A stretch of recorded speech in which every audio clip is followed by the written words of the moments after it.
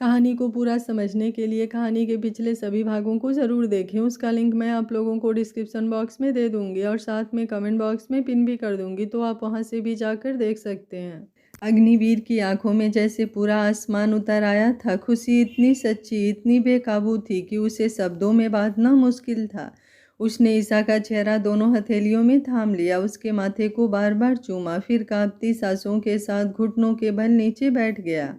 उसकी उंगलियां बेहद नरमी से ईसा के पेट पर ठहर गई, जैसे कोई अनमोल खजाना छू रहा हो।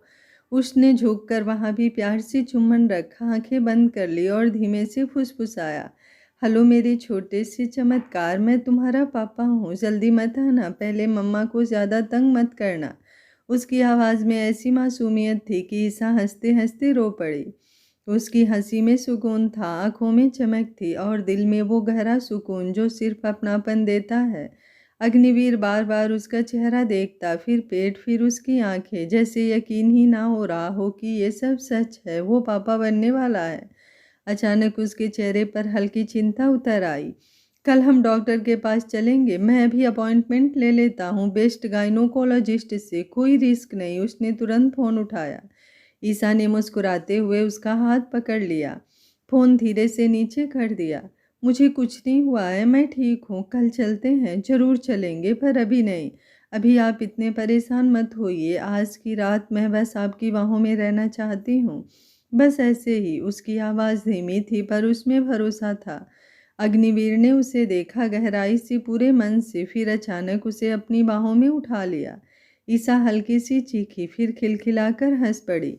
वो उसे गोद में लिए कमरे में गोल गोल घूमने लगा, जैसे खुशी का कोई बच्चा हो गया हो। हर चक्कर पर वो उसके माथे को चूम लेता। Thank you, thank you. उसके शब्द टूट रहे थे पर भावनाएं साफ थी। फिर उसने बेहद सावधानी से उसे बिस्तर पर लिटाया, जैसे कांच की कोई गुड़िया हो। उसकी हर हरकत में अब एक नई जिम्मेदारी झलक रही थी। वो उसके पास बैठा रहा, उंगलियां उसके बालों में फेरता हुआ। ईसा ने आगे बढ़कर उसके गाल चूमे, फिर गर्दन के पास हल्का सा चेहरा छिपा लिया। उसने उसकी शर्ट के बटन खोलते हुए सिर उसके सीने पर रख दिया। उसकी धड़कनें साफ सुनाई दे रही थी, तेज, खुश, बेचैन। मैंने कभी नहीं सोचा था, उसकी आवाज़ भर्रा गई, कि मेरी शादी के बाद ऐसा दिन भी आएगा। उस दिन जब मैं इस घर में आई थी, मेरे मन में इतना डर था, लगता था आप मेरी सूरत देखते ही मुझे ठुकरा देंगे, कि मैं आपके लायक नहीं। अग्निवीर ने तुरंत उसका चेहरा ऊपर किया, उंगलियां उसके होठों पर रख दी। बस, उसने धीरे से कहा, आज नहीं, आज ये सब बातें नहीं, आज मुझे बस तुम्हें महसूस करने दो, तुम्हें, इस पल को, हमारी खुशी को। उसकी आंखों में नमी थी पर मुस्कान थी। उसने उसके माथे को चूम लिया, फिर उसे अपनी बाहों में समेट लिया। उस आलिंगन में वादा था, सुरक्षा थी और वो सुकून जो शब्दों से परे होता है। कमरे की रोशनी नम थी, फूलों की खुशबू हवा में घुली हुई थी और दो दिल जो कभी डर, झिझक और दूरी से गुजरे थे, आज पूरी तरह एक ही धड़कन में बंधे थे। बातों की आवाज़ धीरे धीरे फुसफुसाहट में बदली, फुसफुसाहट खामोशी में। बाहर रात गहरी होती गई पर उस कमरे में एक नई सुबह जन्म ले चुकी थी, प्यार की, भरोसे की और उस नन्ही सी जान की, जो अब उनके हर कल को और भी खूबसूरत बनाने वाली थी। सुबह की हल्की सुनहरी रोशनी पर्दों की दरारों से छनकर कमरे में फैल रही थी। रात की खुशबू अब भी हवा में थी, फूलों की महक, सुकून की नरमी और दो धड़कनों की वो थमी हुई लय जो देर रात तक एक दूसरे में खोई रही थी। अग्निवीर की नींद धीरे धीरे खुली। कुछ पल वो यूं ही लेटा रहा, जैसे हकीकत और सपने के बीच अटका हो। फिर उसकी नज़र अपने सीने से लेटी हुई ईसा पर पड़ी। उसके बाल हल्के से बिखरे थे, चेहरा तकिए में आधा छुपा हुआ और सांसें धीमी और गहरी। उसके होठों पर थकी हुई पर संतुष्ट मुस्कान की हल्की लकीर थी। वो समझ गया, वो बहुत थक गई है। पिछली रात उसने सच में उसके लिए, उसके जन्मदिन के लिए, अपने प्यार से हर पल को खास बना दिया था। अग्निवीर के चेहरे पर अपने आप मुस्कान आ गई। उसने बहुत नरमी से उसका माथा चूम लिया, उंगलियों से उसके गाल के पास आए बालों को हटाया और फुसफुसाया। वो धीरे से बिस्तर से उठा ताकि उसकी नींद ना टूटे। फ्रेश होकर नीचे आया, सीढ़ियाँ उतरते वक्त उसके कदम हल्के थे, दिल भरा हुआ हाल में दादी माँ पहले से बैठी थी, जैसे इंतजार कर रही हूँ। उसे देखते ही उनकी आंखों में एक अलग चमक आ गई। अग्निवीर झुककर उनके पैर छुआ। दादी माँ, उन्होंने उसके सिर पर हाथ रखा, प्यार से थपथपाया। मुझे सब पता है मेरे बच्चे, सब। मैं परदादी बनने वाली हूँ और तू पापा। उनकी आवाज़ भर आ गई। भगवान, मेरे बच्चे की खुशियों को किसी की नज़र ना लगे। अग्निवीर की आंखें भीग गई। दादी माँ, मैं उसके लिए वो कुछ कहना चाहता था, पर शब्द गले में अटक गए। दादी माँ मुस्कुराई और बीच में ही बोल पड़ी, मुझे पता है तू क्या कहेगा, इसलिए देख, मैंने उसके लिए दूध और ड्राई फ्रूट्स तैयार रखवाए हैं। खाली पेट ज़्यादा देर रहना ठीक नहीं। ले जा, उसे खिला दो, फिर नीचे लेकर आना। अग्निवीर ने ट्रे उठाई जैसे कोई अमानत हो। वापस कमरे में आया तो ईसा अब भी उसी तरह सिमटी हुई थी। उसने ट्रे साइड टेबल पर रखी, उसके माथे पर हाथ फेरा। ईसा, उठो। वो हल्का सा कुनमुनाई, फिर दूसरी तरफ मुँह कर फिर से सिमट गई। अग्निवीर हंस पड़ा। वो धीरे से कंबल के अंदर घुस आया, उसके पीछे से उसे बाहों में भर लिया। अच्छा, अगर सोना ही है तो अकेली क्यों, मैं भी सो जाता हूँ और साथ में थोड़ा मॉर्निंग रोमांस भी कर लूँगा अपनी बीबी के साथ। ये बोलते हुए उसके चेहरे पर शरारती मुस्कुराहट थी। उसकी सांसें उसकी गर्दन से टकराई तो ईसा सिहर कर उसके सीने में सिमट गई। आंखें खोले बिना बोली, नहीं, उठना है। ओह, अग्निवीर ने बनावटी उदासी से कहा, तुम्हें मेरे पास रहना अच्छा नहीं लगता ना, इसलिए सो रही थी। अब उठ रही हो? ईसा तुरंत पलटी। उसकी हथेलियां कसकर पकड़ ली, आंखों में घबराहट। नहीं, ऐसी बात नहीं, मैं तो बस। अग्निवीर मुस्कुराया, उसके कान के पास झुककर बोला, अरे, मैं तो मजाक कर रहा था, मैं नाराज हो सकता हूँ तुमसे। उसने उसका माथा चूम लिया। चलो अब उठो, बच्चे को भूखा रखना अच्छी बात नहीं। ईसा का चेहरा तुरंत सामान्य हो गया। वो फिर एक बार उसके सीने से लग गई, जैसे वही उसकी दुनिया हो। कुछ पल बाद वो उठकर बैठी। अग्निवीर ने ट्रे उसकी तरफ बढ़ाई। पहले ये खा लो। नहीं, पहले ब्रश। नहीं, पहले ये। उसने हल्की सख्ती से कहा, पर आंखों में सिर्फ प्यार था। आखिर ईसा ने मान लिया। वो एक एक ड्राई फ्रूट उसके हाथ से खाती रही, दूध के घूंट लेती रही और हर बार उसकी तरफ ऐसे देखती जैसे उसके इस ख्याल ने उसे और भी अपना बना दिया हो। फिर वो फ्रेश होने चली गई। जब वापस आई तो चेहरे पर ताजगी थी, पर अब भी हल्की गर्म, हल्की चमक और आंखों में नया सपना। अग्निवीर उसे देखता रह गया, जैसे पहली बार देख रहा हो। उसने हाथ बढ़ाया, नीचे चले। ईसा ने उसका हाथ थाम लिया। दोनों साथ सीढ़ियां उतरने लगे, धीरे संभल कर, पर दिलों में इतनी रोशनी लिए कि जैसे हर कदम एक नई शुरुआत हो। नीचे दादी माँ उन्हें देख मुस्कुरा उठी। घर में सुबह की रोशनी अब सचमुच उतर आई थी, सिर्फ खिड़कियों से नहीं, उनके चेहरों से। सुबह का घर आज कुछ अलग ही उजाले से भरा था, जैसे दीवारों तक का कोई मीठा राज पता हो और वे भी चुपचाप मुस्कुरा रही हो। नीचे डाइनिंग एरिया में हल्की हल्की इलायची वाले चाय की खुशबू, ताज़े पराठों की महक और बर्तनों की खनक मिलकर एक घरेलू संगीत रच रहे थे। नौकरानी ने विशु को नहला धुलाकर छोटे से कंघी की, बाल बनों में हल्का सा जेल लगाकर, साफ यूनिफॉर्म पहनाकर टेबल पर बैठा दिया था।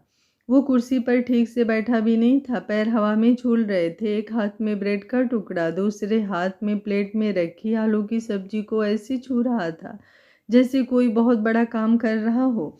उसकी आंखें बार बार सीढ़ियों की तरफ उठ जाती, जैसे किसी का बेसब्री से इंतजार हो। तभी ऊपर से कदमों की आहट आई। अग्निवीर और ईसा धीरे धीरे सीढ़ियां उतर रहे थे। ईसा ने हल्की ऑफ वाइट सॉफ्ट रंग की साड़ी पहनी थी। चेहरा बिना ज़्यादा मेकअप के भी आज चमक रहा था। एक अलग सी आभा, एक नर्म उजाला जो सिर्फ भीतर की खुशी से आता है। दादी माँ सोफे पर बैठी थी। उनकी अनुभवी नज़र जैसे ही ईसा पर पड़ी, वे मन ही मन भगवान को धन्यवाद दे उठी। चेहरे की वो रौनक यूं ही नहीं होती, उन्होंने मन में सोचा। विशु ने जैसे ही दोनों को देखा, वो कुर्सी से ऐसे कूदा जैसे स्प्रिंग लगा हो। सुपर हीरो, चिल्लाते हुए वो भागा। दोनों ने एक साथ लिपटना चाहता था, पर उससे पहले ही अग्निवीर झुककर उसे हवा में उठा चुका था। अरे मेरे चैम्प, उन्होंने उसके गाल पर जोर से किस किया। पहले मुझे विश करो और कांग्रेचुलेसन बोलो। विशु ने होठ फुला लिए। अच्छा, किस बात के लिए कांग्रेचुलेसन करूं? अग्निवीर उसके गाल खींचते हुए बोला। पहले आप बोलो ना, कांग्रेचुलेसन बोलो, फिर बताऊंगा।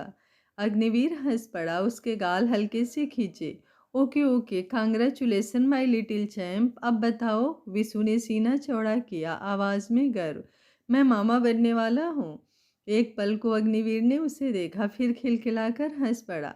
अच्छा, तो इस बात के लिए फिर तुम भी मुझे कांग्रेचुलेसन बोलो, क्योंकि मैं पापा बनने वाला हूँ। ये कहते हुए उन्होंने विशु को और कसकर गले लगाया। विशु ने तुरंत उसके गालों पर किसों की बारिश कर दी। कांग्रेचुलेशंस मेरे सुपर हीरो, आप पापा बनने वाले हो। मेरी दीदी, मम्मा, दादी माँ, बड़ी दादी, सबका प्रमोशन होगा। टेबल पर बैठे सभी लोग हंस पड़े। दादी माँ की आंखें भर आई, पर होठ मुस्कुरा रहे थे। ईसा थोड़ा शर्माकर खड़ी थी, आंखें झुकी, पर मुस्कान छुपाए नहीं छुप रही थी।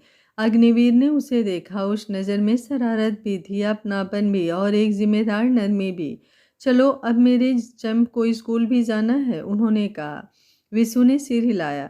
फिर अचानक गंभीर होकर अग्निवीर बोला, पर पहले दीदी नाश्ता कर लें, और डॉक्टर के पास भी जाना है ना? क्यों, कोई प्रॉब्लम है क्या हमारे लिटिल बेबी में? उसने मासूम चिंता से पूछा। अग्निवीर तुरंत मुस्कुरा दिया। नहीं बच्चा, कोई प्रॉब्लम नहीं है, बस डॉक्टर अंकल से मिलकर कंफर्म करना है कि सब ठीक है ना। विशु ने समझदारी से सिर हिलाया। ओके। अग्निवीर ने ईसा को कुर्सी पर बैठाया, खुद उसके सामने बैठ गए। दादी माँ इशारे से नौकरानी को बोली, हल्का कुछ नाश्ता दो और जूस भी। अग्निवीर हर निवाला ऐसे देख रहा था जैसे कोई पहरा दे रहा हो। धीरे खाओ, ये भी खाओ, ईसा मुस्कुरा रही थी। मैं ठीक हूँ, मुझे पता है, उन्होंने धीरे से कहा, पर तुम अकेली नहीं हो। ये बात सीधी उसके दिल में उतर गई। नाश्ते के बाद वो विशु को स्कूल छोड़ने निकले। कार में विशु बीच में बैठा, एक हाथ अग्निवीर का पकड़े, दूसरा ईसा का। स्कूल गेट पर उतरते हुए उसने पहले ईसा के पेट को हल्का सा हाथ लगाया, फिर बोला, बाय बेबी, जल्दी आना। फिर अग्निवीर से लिपटा। By super hero. स्कूल के अंदर जाते हुए वो बार बार पीछे मुड़कर हाथ हिलाता रहा। कार फिर अस्पताल की तरफ मुड़ी। रास्ते भर अग्निवीर का हाथ ईसा के हाथ पर था। नर्वस हो? हाँ, थोड़ा सा। मैं हूं ना। अस्पताल की सफ़ेद दीवारें, हल्की एंटीसेप्टिक की गंध, शांत कॉरिडोर। ईसा का दिल तेज धड़क रहा था। डॉक्टर ने मुस्कुराकर बैठाया, चेकअप शुरू किया। अग्निवीर की आंखें हर मोमेंट पर थी। अल्ट्रासाउंड की स्क्रीन पर छोटी सी हलचल देखी। डॉक्टर मुस्कुराई, सब नॉर्मल है, कांग्रेचुलेशंस। अग्निवीर की उंगलियां अनजाने में ईसा की उंगलियों को कस गई। अग्निवीर की आंखें भर आई, वो कुछ बोल नहीं पाया। उसने धीरे से ईसा के माथे को चूमा। Thank you. ईसा ने पूछा, किस लिए? मेरी दुनिया पूरी करने के लिए। कार फिर घर की तरफ बढ़ी, पर अब उसका हर सफ़र सिर्फ दो लोगों का नहीं था। अब हर रास्ते पर उनके साथ एक नई धड़कन भी थी, जो अभी शब्द नहीं बोल सकती थी, पर दोनों के दिलों में साफ सुनाई दे रही थी। घर का दरवाज़ा खुला तो दादी माँ आरती की थाली लेकर खड़ी थी, जैसे उन्हें पहले से ही सब पता हो। उनकी मुस्कान में दुआ थी, आंखों में अपनापन, और उस घर में आज सचमुच एक नई सुबह जन्म ले चुकी थी। ईसा को घर छोड़ने के बाद अग्निवीर ऑफिस के लिए निकल गया। ऑफिस पहुंचते ही अग्निवीर का दूसरा रूप सामने आता, आत्मविश्वासी, तेज दिमाग, सटीक फैसला लेने वाला। आज एक बड़ी डील फाइनल होनी थी। कॉन्फ्रेंस रूम में मीटिंग चली, प्रेजेंटेशन, आंकड़े, बातचीत, सबके बीच भी उसके फ़ोन की स्क्रीन बार बार जल उठती। वो देखता कि कहीं घर से कॉल तो नहीं। आखिरकार डील साइन हुई। पार्टनर ने हाथ मिलाते हुए कहा, कांग्रेस मिस्टर अग्निहोत्री।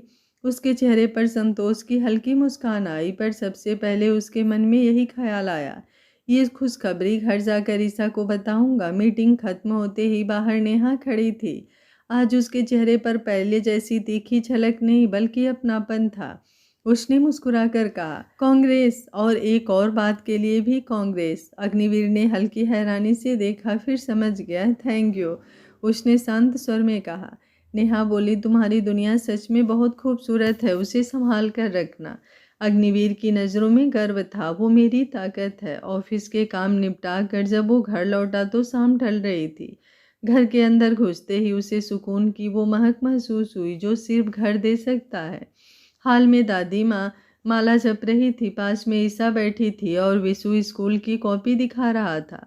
अग्निवीर ने दरवाजे पर यह दृश्य देखा और कुछ पल बस वहीं खड़ा रहा। उसकी पूरी दुनिया एक फ्रेम में थी। विशु ने उसे देखा और दौड़कर गले लगा। सुपर हीरो आ गए। अग्निवीर ने उसे उठा लिया।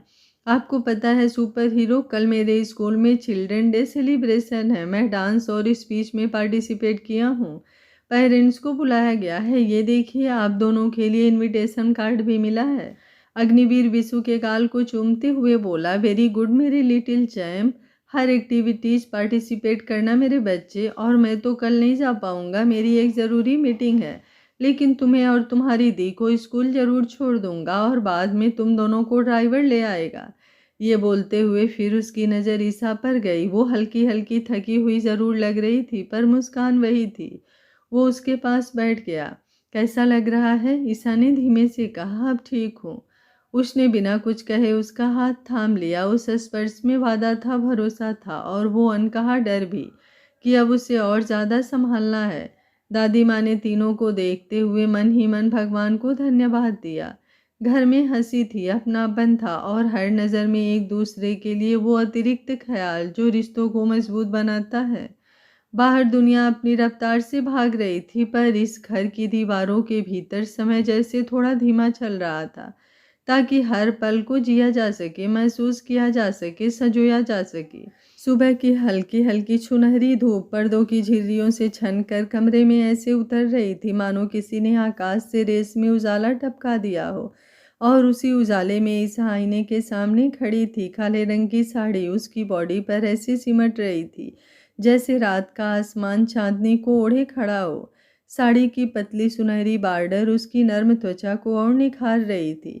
माथे पर छोटी सी बिंदी, हल्की सी काजल की रेखा और होठों पर गुलाबी मुस्कान उसकी पूरी मौजूदगी में एक नई माँ बनने वाली स्त्री की कोमल चमक थी, जिसे देखकर कोई भी पल भर को ठहर जाए। पीछे बेड पर बैठे अग्निवीर टाई बांधते बांधते उसे देखना भूल गए थे। उनकी आंखों में वही पुराना प्रेम, वही गर्व, वही अपनापन था जो हर दिन और गहरा हो रहा था। वो धीरे से उठे, उसके पीछे जाकर उसे बाहों में भर लिया। थोड़ी उसके कंधे पर टिकाते हुए धीमे से बोला कि आज तुम इतनी खूबसूरत लग रही हो कि मेरा ऑफिस जाने का बिल्कुल मन नहीं कर रहा। बीबी, ईसा हल्का सा हंसी, आईने में से उसकी आंखों में आंखें मिलाई और पलटकर उसके सीने से लग गई। I love you. उसके इस एक वाक्य में भरोसा, सुकून और जीवन भर का साथ घुला था। अग्निवीर ने उसे कसकर थाम लिया, जैसे वो उसे दुनिया की हर बुरी नज़र से बचा लेना चाहता हो। फिर धीरे से उसके माथे को चूमा और बोला कि चलो अब चलते हैं, वरना हमारा छोटा सुपरस्टार नीचे इंतज़ार करते करते बोर हो जाएगा। नीचे हॉल में विशु स्कूल ड्रेस में बाल करीने से सवारे छोटे से बैग को पकड़कर गोल गोल घूम रहा था। उसे देखते ही दौड़कर आया, लेकिन अग्निवीर ने झट से उसे गोद में उठा लिया। मेरे चैंपियन, आज तो पार्टी है स्कूल में, तैयार हो? विशु खिलखिलाया। हाँ सुपर हीरो, आज मैं स्टेज पर भी जाऊंगा। ईसा ने उसके गालों को प्यार से सहलाया। उसकी आंखों में माँ वाली ममता और हल्की सी थकान साथ साथ तैर रही थी, जिसे सिर्फ अग्निवीर पढ़ पाता था। कार में बैठते वक्त अग्निवीर बार बार उसे ध्यान से देख रहा था। सीट बेल्ट ठीक से लगाई, पानी की बोतल पास रखी और धीरे से बोला, अगर ज़रा भी चक्कर लगे तो तुरंत बताना। स्कूल पहुँचे तो रंग बिरंगे गुब्बारों से सजा गेट, बच्चों की हंसी, म्यूजिक की आवाज़, पूरा माहौल खुशियों से भरा था। अग्निवीर ने बिशु को उतारकर गले लगाया, ऑल द बेस्ट चैम्प, और फिर ड्राइवर को सख्त हिदायत दी कि फंक्शन खत्म होते ही मैडम और बिशु को सीधे घर लेकर जाना। कोई देरी नहीं। ईसा ने हाथ हिलाया और बिशु का हाथ थामकर अंदर चली गई। अग्निवीर कुछ पल उन्हें जाते हुए देखता रहा, फिर गहरी सांस लेकर ऑफिस की तरफ निकल गया। ऑफिस पहुंचते ही मीटिंग्स, फाइलें, फ़ोन कॉल सब एक साथ सिर पर आ गिरे, पर आज उसका ध्यान बार बार भटक रहा था। दिल अजीब ढंग से तेज से धड़क रहा था, जैसे भीतर कोई अनकहा डर दस्तक दे रहा हो। उन्होंने पानी पिया, खुद को समझाया कि शायद बस थकान है। उधर स्कूल में बच्चों का कार्यक्रम शुरू हुआ। विशु उत्साह से अपनी दी का हाथ पकड़े बाहर आ रहा था, पर ईसा की चाल थोड़ी धीमी हो चुकी थी। उसकी सांसें सामान्य से तेज चल रही थी। माथे पर पसीने की महीन परत उभर आई। विशु ने ऊपर देखा। दी, आप ठीक हो? ईसा मुस्कुराने की कोशिश करती हुई बोली। हाँ बच्चा, बस थोड़ा सा चक्कर। कार तक पहुँचते पहुँचते उसकी आंखों के आगे धुंध सी छाने लगी। वो सीट पर बैठते ही सिर पीछे टिकाकर आंखें बंद कर गई। विशु घबरा गया। दी उठो ना। ड्राइवर ने तुरंत दादी माँ को फ़ोन लगाया। इधर ईसा की पकड़ ढीली होती जा रही थी, सांसें अनियमित हो रही थी। घर से आदेश मिला, सीधे अस्पताल ले जाओ। उसी समय ऑफिस में बैठे अग्निवीर का दिल जोर से धड़का। फ़ोन बजा। ड्राइवर की कांपती आवाज़ सुनते ही उसके हाथों से फाइल गिर गई। वो बिना कुछ सोचे दौड़ पड़ा। अस्पताल के गेट पर कार रुकते ही वो पहुंचा। दरवाज़ा खोलते ही उसने ईसा को अपनी बाहों में उठा लिया। उसका चेहरा पीला पड़ चुका था। विशु रोते रोते उसका शर्ट पकड़े था। सुपर हीरो दी को क्या हुआ? अग्निवीर ने खुद को मजबूत दिखाने की कोशिश की। कुछ नहीं चैंप, दी ठीक हो जाएंगी। पर उनकी आवाज़ खुद कांप रही थी। अंदर डॉक्टरों की टीम उसे स्ट्रेचर पर ले गई। दरवाजे बंद हुए और बाहर खड़ा अग्निवीर पहली बार खुद को इतना असहाय महसूस कर रहा था। उसकी आंखों में वही डर था जो किसी प्रेमी पति और बनने वाले पिता के दिल में एक साथ उमड़ता है। विशु उसके सीने से चिपका रो रहा था और वो उसे थामे बस प्रार्थना कर रहा था कि उसकी दुनिया, उसकी ईसा और उसके आने वाले बच्चे को कुछ ना हो। डॉक्टर के केबिन में बैठा अग्निवीर पहली बार खुद को इतना असहाय महसूस कर रहा था।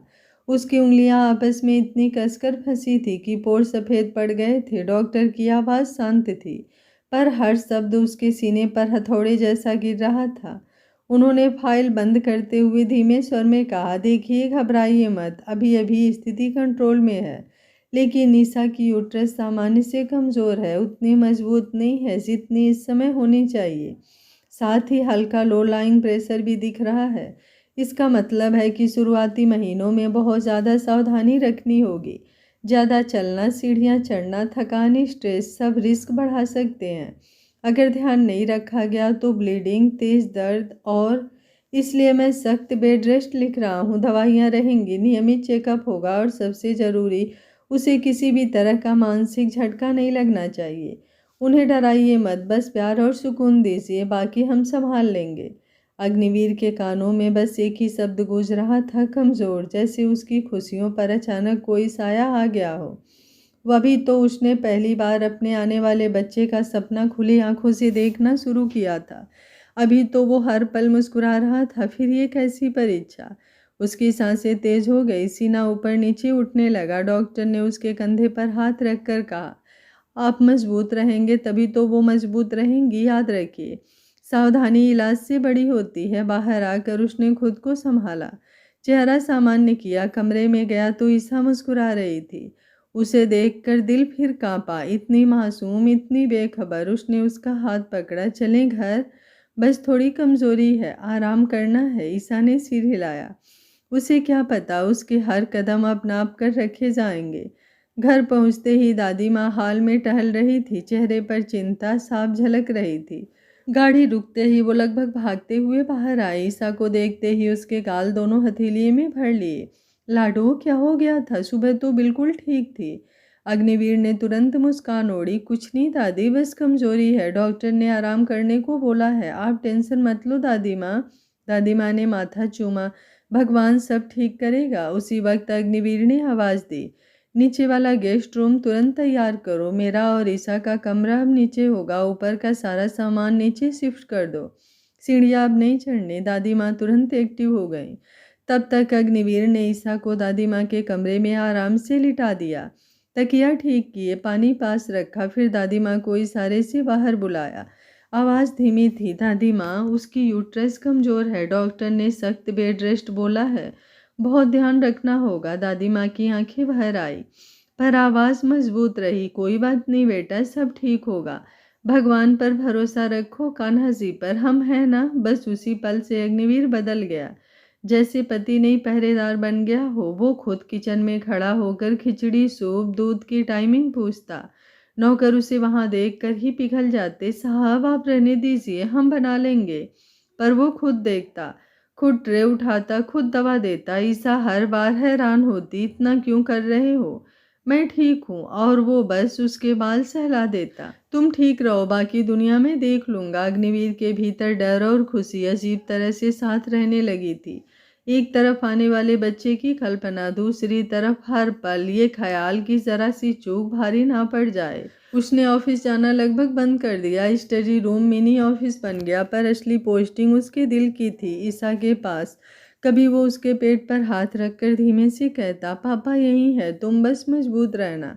कभी उसके माथे को चूम कर आंखें बंद कर लेता, जैसे दुआ कर रहा हो ये ग्रहण हट जाए, ये खुशी सलामत रहे। और ईसा, उसे बस इतना महसूस हो रहा था कि उसे पहले से कई गुना ज़्यादा प्यार मिल रहा है। उसे क्या पता ये प्यार अब ढाल बन चुका है, पहरा बन चुका है, धुआं बन चुका है। और अग्निवीर हर धड़कन के साथ यही दोहरा रहा था, कुछ नहीं होगा, कुछ भी नहीं होने दूंगा। क्योंकि अब उसकी दुनिया सिर्फ एक मुस्कुराते चेहरे और उस चेहरे के भीतर पलती एक नन्ही सी जान में सिमट चुकी थी। दिन सच में पंख लगाकर उड़ रहे थे और उन दिनों के हर पल पर अग्निवीर की चौकस निगाह थी, जैसे उसने अपने पूरे अस्तित्व को दो हिस्सों में बांट दिया हो। एक हिस्सा जो सांस लेता चलता बोलता था, और दूसरा जो हर समय बस ईसा और उसके भीतर पल रही नन्ही सी जान के इर्द गिर्द पहरा देता था। डॉक्टर की बात उसके मन में पत्थर की लकीर बन चुकी थी। वो भूलता नहीं था, बस छिपा लेता था, ताकि ईसा की आंखों तक डर की परछाई भी ना पहुंचे। उसने घर के एक बड़े कमरे को पूरी तरह ऑफिस में बदल दिया था। दीवार पर फाइल रैक, एक बड़ा desk, laptop, printer, video conference screen, सब कुछ, ताकि उसे बाहर काम से कम जाना पड़े। जो मीटिंग्स टाली जा सकती थी वो ऑनलाइन करता, जो दस्तावेज जरूरी होते सान खुद फाइलें लेकर घर आता, साइन करवा कर वापस ले जाता। स्टाफ धीरे धीरे समझ गया था कि साहब के लिए अब सबसे बड़ी डील घर में है। ईसा को बस इतना दिखता कि उसका पति पहले से ज़्यादा उसके पास रहता है, उसकी हर छोटी बात नोटिस करता है, टाइम पर दवा, टाइम पर दूध, फल, ड्राई फ्रूट्स, हल्की वॉक, आराम, सब कुछ घड़ी की सुई की तरह व्यवस्थित। पर उसमें बंदिश का नाम नहीं था। अगर ईसा कहती कि उसे गार्डन में थोड़ी देर धूप में बैठना है, अग्निवीर तुरंत काम छोड़ उसके साथ चल देता।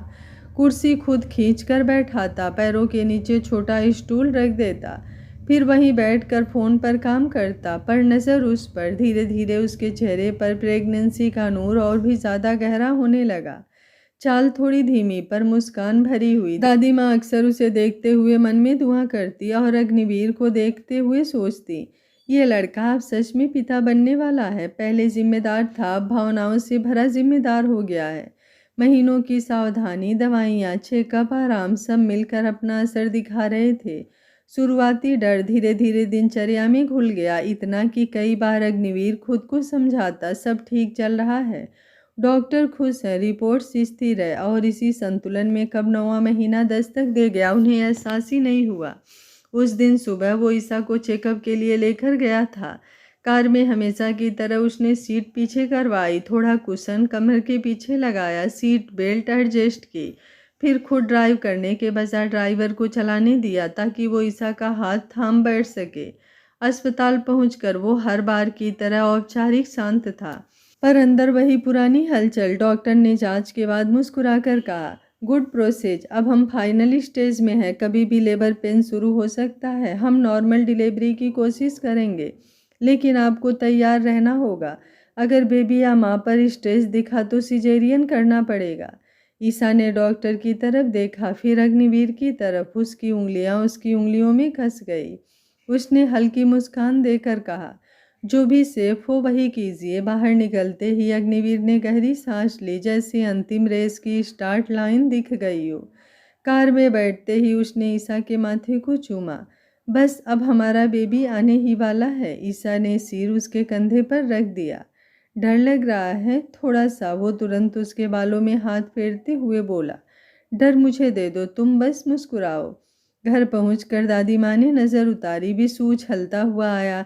बेबी कब आएगा? घर में उत्साह और हल्की सी बेचैनी एक साथ रहने लगी। अग्निवीर ने अस्पताल बैग पहले ही तैयार कर रखा था, कपड़े, डॉक्यूमेंट्स, मेडिकल फाइल, सब व्यवस्थित। रात को वो पहले से ज़्यादा देर तक जागता, ईसा की सांसों की रफ्तार सुनता, कभी पेट पर हाथ रखकर बच्चे की हलचल महसूस करता तो आंखें भीग जाती। उसे लगता इतनी बड़ी खुशी उसकी ज़िंदगी में आई है, बस ईश्वर उसे सुरक्षित किनारे तक पहुंचा दे। 2 दिन जैसे किसी अनजानी दहलीज पर आकर ठहर गए थे। घर में सब सामान्य दिख रहा था, पर हवा में एक अदृश्य इंतजार घुला हुआ था, जैसे दीवारें भी सांस रोके बैठी हो। दोपहर का समय था, धूप खिड़की से छन कर डाइनिंग एरिया के फर्श पर सुनहरी चादर बिछा रही थी और ईसा धीरे धीरे कौर तोड़कर खा रही थी। दादी माँ पास वाले कमरे में माला जपते हुए आधी लेटी आधी बैठी थी और ऊपर वाले कमरे में अपने अस्थायी ऑफिस में अग्निवीर एक अहम मीटिंग अटेंड कर रहा था। स्क्रीन पर ग्राफ नंबर आवाज़े पर उसका एक हिस्सा हमेशा की तरह नीचे ही अटका हुआ था, ईसा के पास। अचानक ईसा की उंगलियां पेट के किनारे ठिठक गई। उसके चेहरे की रंगत एक पल में बदल गई, जैसे भीतर किसी ने कसकर पकड़ लिया हो। उसने अपने पेट पर हाथ रखा, हल्का सा झुकने की कोशिश की, पर दर्द की लहर तेज थी। सांस अटक गई, होठों से धीमी टूटी हुई आवाज़ निकली, अग्नि। वो जोर से चिल्ला भी नहीं पाई। दर्द ने आवाज़ को भीतर ही जकड़ लिया। ऊपर कमरे में बैठे अग्निवीर के कानों में मीटिंग की आवाज़ें धुंधली पड़ने लगी। उसकी छाती में दिल अचानक तेजी से धड़कने लगा, जैसे दिल पसलियों से टकरा रहा हो। बिना वजह उसके हाथ ठंडे पड़ गए और उसी क्षण उसे नीचे से वो टूटी हुई पुकार सुनाई दी। उसने एक पल भी नहीं लगाया, मीटिंग ओवर कर लैपटॉप बंद किया, कुर्सी पीछे ढकेली और सीढ़ियां लगभग दौड़ते हुए उतर आया। नीचे पहुंचा तो दृश्य ने उसकी सांस रोक दी। ईसा कुर्सी पर आधी झुकी, दोनों हाथ पेट पर, आंखें भीजी हुई, चेहरा पसीने से भीगा, दर्द से कांपता हुआ। ईसा! वो उसके पास घुटनों के बल बैठकर उसे चिल्लाया। उसे संभालकर सीधा किया, उसका सिर अपने सीने से लगाया। सांस लो, मैं हूँ, मैं यही हूँ। उसकी आवाज़ खुद कांप रही थी। उसने तेज आवाज़ लगाई, दादी माँ। दादी माँ घबराकर बाहर आई। माला हाथ से छूट गई। क्या हुआ लाडो को? कुछ ही मिनटों में कार निकाली गई, ड्राइवर घबराया हुआ। अग्निवीर पीछे सीट पर ईसा को गोद में लिया। बस पहुंच गए, कुछ नहीं होगा। पर खुद उसकी धड़कनें बेकाबू थी। अस्पताल की तेज रोशनी, स्ट्रेचर, नसों की जल्दी, सब कुछ जैसा धुंधला हो गया। डॉक्टरों ने तुरंत उसे अंदर ले लिया। बाहर कॉरिडोर में अग्निवीर और दादी माँ खड़े थे। दीवारों की घड़ी की टिक टिक असहनीय लग रही थी। थोड़ी देर बाद एक डॉक्टर तेज कदमों से बाहर आए, हाथ में फार्म, गंभीर चेहरा। मिस्टर अग्निहोत्री, उनकी कंडीशन स्टेबल नहीं है। यूट्रस पहले से वीक था, अब लेबर के दौरान ब्लीडिंग ज़्यादा हो रही है। हमें तुरंत सिजेरियन करना होगा। यहाँ साइन कीजिए। अग्निवीर के हाथ कांप रहे थे। डॉक्टर उसके हाथों पर हाथ रखकर बोली, खुद को मजबूत कीजिए मिस्टर अग्निवीर। एक डॉक्टर होते हुए मुझे ये खुद कहना बिल्कुल अच्छा नहीं लग रहा है कि कंडीशन आपकी बीबी की और बच्चे की बिल्कुल भी ठीक नहीं है। अगर सर्जरी के दौरान हालत बिगड़े तो हमें माँ और बच्चे में से किसी एक को प्राथमिकता देनी पड़ सकती है। आपको तैयार रहना होगा। ये वाक्य जैसे किसी ने हथौड़े से उसके सीने पर मारा हो। नहीं नहीं डॉक्टर, मैं कैसे? उसकी आवाज़ टूट गई। दादी माँ ने उसका हाथ कसकर पकड़ लिया, आंखों में आंसू, पर आवाज़ में माँ की मजबूती। क्या सोच रहा है मेरा बच्चा? ईसा तेरी जिंदगी है, पर जो भगवान की मर्जी। वो खुद रो पड़ी। अग्निवीर की आंखों से आंसू बहने लगे। उसने फॉर्म पर दोबारा साइन किए, हाथ कांपते हुए। मुझे मुझे मेरी बीवी चाहिए, मेरी जिंदगी, पर प्लीज़ दोनों को बचाइए। डॉक्टर ने सिर हिलाया। हम पूरी कोशिश करेंगे, और अंदर चली गई। दरवाज़ा बंद, लाल लाइट जल उठी। अग्निवीर कुर्सी पर ढह गया, दोनों हाथों से सिर पकड़ लिया। उसे याद आया 9 महीने का हर पल, हर सावधानी, हर दुआ। क्या सब यहीं आकर टूट जाएगा? दादी माँ पास के मंदिर में जाकर फर्श पर बैठ गई, हाथ जोड़कर रोती हुई प्रार्थना करने लगी। कान्हा, मेरी बहू, मेरा बच्चा, उनकी खुशियाँ मत छीनो। कॉरिडोर की हवा भारी थी। अचानक कुछ देर बाद अंदर से नवजात की तेज किलकारी गूंजी। वो आवाज़ें जैसे समय को चीरती हुई बाहर आई। अग्निवीर की सांस अटक गई, दिल और जोर से धड़कने लगा। बच्चा, पर अगला ख्याल ईसा। वो उठकर दरवाजे की तरफ बढ़ा ही था कि डॉक्टर बाहर आया, चेहरे पर थकी हुई पर सच्ची मुस्कान। कांग्रेचुलेशंस मिस्टर अग्निहोत्री, आपकी पत्नी ने कमाल की हिम्मत दिखाई। सर्जरी मुश्किल थी, ब्लीडिंग कंट्रोल करना चुनौती था, पर माँ और बच्चा दोनों सुरक्षित हैं। आपकी वाइफ बहुत स्ट्रांग है, सच में भगवान से लड़कर आई हैं। अग्निवीर की टंगों से जैसे ताकत निकल गई थी, पर इस बार गिरा नहीं, दीवार पकड़ ली। आंखों से आंसू बहते रहे, पर होठ कांपती हंसी में बदल गए। उसने दोनों हाथ जोड़कर ऊपर देखा, फिर दौड़कर दादी माँ के पास गया। दादी माँ, ईसा और बेबी दोनों दादी माँ रोते रोते हंस पड़ी। कान्हा जी ने सुन ली। उस पल अस्पताल की ठंडी दीवारों में बीच एक परिवार की दुनिया दोबारा जन्म ले चुकी थी। ऑपरेशन थिएटर की लंबी घबराहट और दुआओं से भरे इंतजार के बाद जब ईसा को नॉर्मल वार्ड में शिफ्ट किया गया तो कमरे की शांति किसी बड़ी जंग के बाद मिली जीत जैसी लग रही थी।